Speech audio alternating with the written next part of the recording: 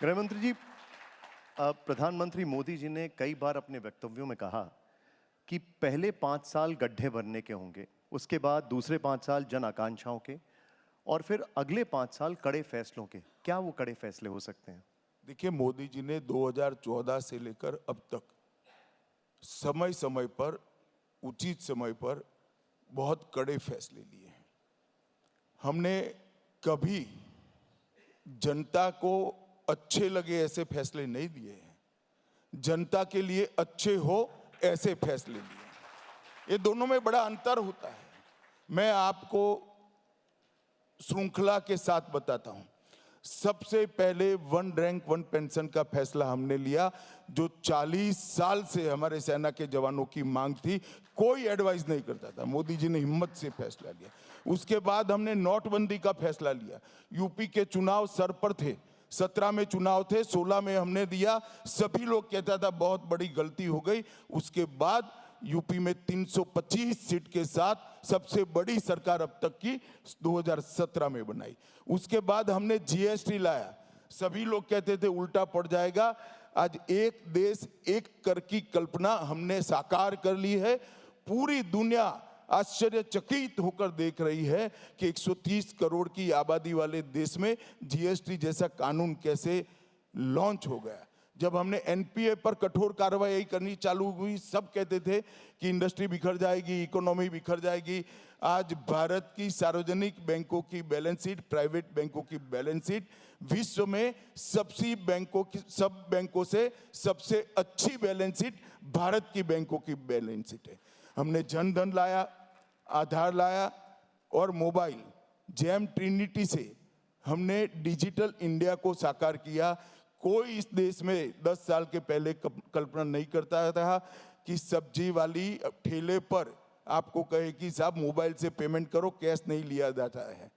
ये परिवर्तन नरेंद्र भाई लाए। सर्जिकल स्ट्राइक और एयर स्ट्राइक, सारे लोग आकलन करते थे युद्ध हो जाएगा, ये हो जाएगा, वो हो जाएगा। मोदी जी ने फर्म निर्णय लिया कि जो होगा वो होगा, हम देखेंगे, लड़ेंगे, जीतेंगे। हमारी सीमा और हमारी सेना, ये दोनों के साथ छेड़खानी हम सहन नहीं करेंगे। घर में घुसकर सर्जिकल स्ट्राइक और एयर स्ट्राइक करने का निर्णय नरेंद्र मोदी ने लिया। 3 तलाक का कानून सालों से बात होती थी, नहीं इंप्लीमेंट होता था। नरेंद्र मोदी सरकार ने 3 तलाक लाया भी, बिल भी लाया और 3 तलाक को समाप्त कर कर लाखों लाखों मुस्लिम महिलाओं को अधिकार देने का बात किया।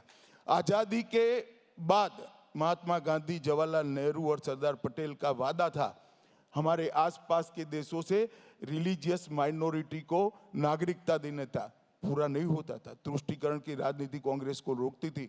हमने सीएए का फैसला किया, हमने 370 और 35A को समाप्त कर दिया और आज कश्मीर भारत का अभिन्न अंग है। इस देश में 2 विधान, 2 प्रधान और 2 निशान नहीं होंगे। हमारा 1950 से आंदोलन चल रहा था, मोदी जी के राज में ये समाप्त हुआ। 30 साल के बाद हम नई शिक्षा नीति लाए। भारत की मिट्टी की सुगंध भी वहां है, हमारी संस्कृति का संवर्धन भी है, हमारी भाषाओं का सम्मान भी है और विश्व की सबसे ओपन और आधुनिक एजुकेशन पॉलिसी हम लेकर आए। ये भी एक बहुत बड़ा कठोर फैसला था। 40 साल से देश में महिलाओं के आरक्षण की बात हो रही थी, मगर कोई दे नहीं पाता था। नारी शक्ति वंदन अधिनियम ने विधान मंडलों में और संसद में 33% मातृशक्ति को आरक्षण देकर आज उनको नीति निर्माण में सहयोगी बनाने का फैसला किया। हमने भारतीय न्याय संहिता, भारतीय नागरिक सुरक्षा संहिता और भारतीय साक्ष्य संहिता, 160 साल पुराने अंग्रेजों के कानून निरस्त होकर भारतीय क्रिमिनल जस्टिस सिस्टम बनाने का हमने कठोर फैसला किया। और सबसे बड़ी बात, 550 साल से देश जिसकी राह देख रहा था, प्रभु श्री राम अपने सम्मानित स्थान पर विराजमान हो, ये नहीं होता था। ये भी नरेंद्र मोदी ने यही 10 साल के अंदर किया और नरेंद्र मोदी जी ने इस देश के लोकतंत्र को मजबूत नींव डालने का काम किया। कोई भी देश का लोकतंत्र भ्रष्टाचार, परिवारवाद, जातिवाद और तुष्टीकरण इन नासूरों के साथ पनप नहीं सकता था। हर हमारा चुनाव ये चार में से एक किसी न किसी नासूर से ग्रसित था।